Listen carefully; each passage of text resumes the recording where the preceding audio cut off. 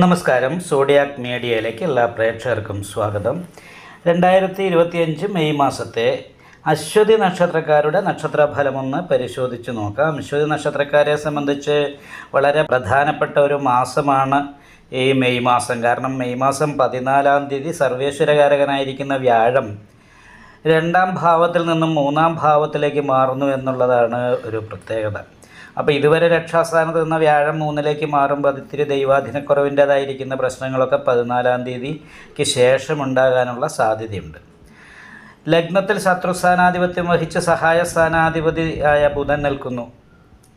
അപ്പോൾ ആ ബുധൻ ലഗ്നത്തിൽ നിൽക്കുന്നത് കൊണ്ട് 23-ാം തീയതി വരെയുള്ള സമയത്ത് സുഹൃത്തുക്കളായിരിക്കുന്നവർ, സഹോദര സ്ഥാനത്തുള്ളവരുടെ ഭാഗത്തു നിന്നും അല്ലെങ്കിൽ നമ്മളോട് സഹായിയായിട്ടും എല്ലാ രീതിയിലും സൗഹൃദത്തോടു കൂടി നിൽക്കുന്നവർ ശത്രുക്കളായി മാറുകയും അതുമായിട്ട് ബന്ധപ്പെട്ട വിഷയങ്ങൾ അനുഭവിക്കാനായിട്ടുള്ള സാധ്യത ഉണ്ടാകുകയും ചെയ്യും.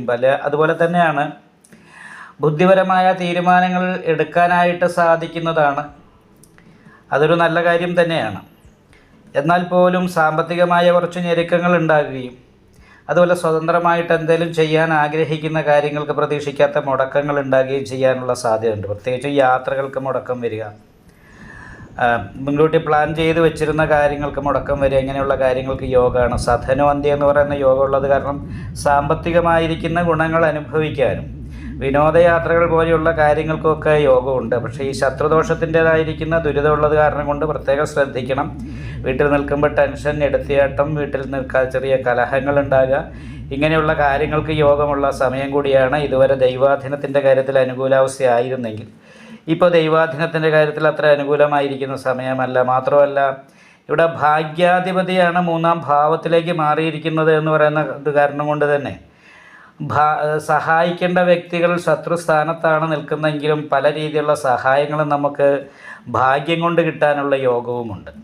12-ലെ ശനി എന്ന് പറയുമ്പോൾ രണവാൻ എന്ന് പറയുന്നൊരവസ്ഥ ഉണ്ടാകും.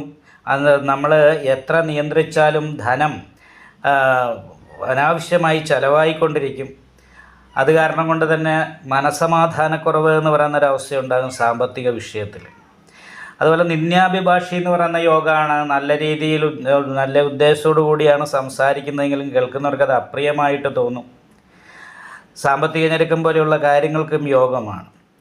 ഭൂമി സംബന്ധമായിട്ട് അതിർത്തി പ്രശ്നങ്ങൾ, വഴി പ്രശ്നങ്ങൾ, ഇങ്ങനെയുള്ള കാര്യങ്ങൾ കൊണ്ട് മാനസികമായിട്ടുള്ള ടെൻഷൻ വർദ്ധിക്കാനായിട്ട് സാധ്യതയുണ്ട്.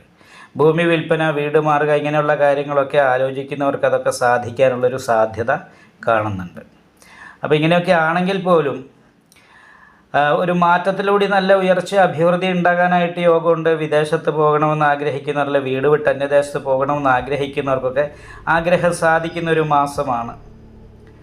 കാരണം എന്താ വെച്ചിട്ടുണ്ടെങ്കിൽ ഉച്ചബലവാനായിട്ട് നിവർത്തി സ്ഥാനാധിപതി ലഗ്നത്തിൻ്റെ 12-ാം ഭാവത്തിലാണ് നിൽക്കുന്നത്. അപ്പോൾ അത് നല്ലൊരു ഗുണം ചെയ്യും. അതുമാത്രമല്ല കർമാധിപതി 12-ലാണ് നിൽക്കുന്നത്, ശുക്രനോട് യോഗം ചെയ്തിട്ട് ലാഭാധിപത്യം വഹിച്ചിട്ടാണ് നിൽക്കുന്നത്. അപ്പോൾ അത് കാരണം തൊഴിലുമായിട്ട് ബന്ധപ്പെട്ട് കുറച്ച് ടെൻഷനോ പ്രശ്നങ്ങളോ ഒക്കെ ഉണ്ടാകുമെങ്കിൽ പോലും അനുകൂലമായിരിക്കുന്ന ഗുണങ്ങൾ ഒരു മാറ്റത്തിലൂടെ മാത്രം ഉണ്ടാകാനുള്ളൊരു യോഗമാണ് കാണുന്നത്. ചിലവ് നിയന്ത്രിക്കാൻ പറ്റാത്ത രീതിയിലുള്ള പ്രശ്നങ്ങൾ വരും. ദാമ്പത്യ സംബന്ധമായിട്ടുള്ള ചെറിയ പ്രശ്നങ്ങൾ, ഒരു സന്യാസയോഗം പോലുള്ള ഒരു അവസ്ഥയിലൂടെയാണ് കടന്നു പോകുന്നത്.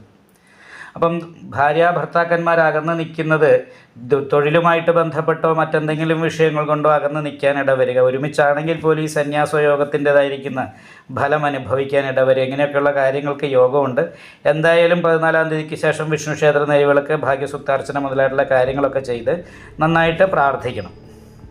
നിങ്ങൾക്ക് ഈ വീഡിയോ ഇഷ്ടപ്പെട്ടാൽ ലൈക്ക് ചെയ്യുക. നിങ്ങളുടെ അഭിപ്രായങ്ങൾ കമൻറ്റ് ചെയ്യാം.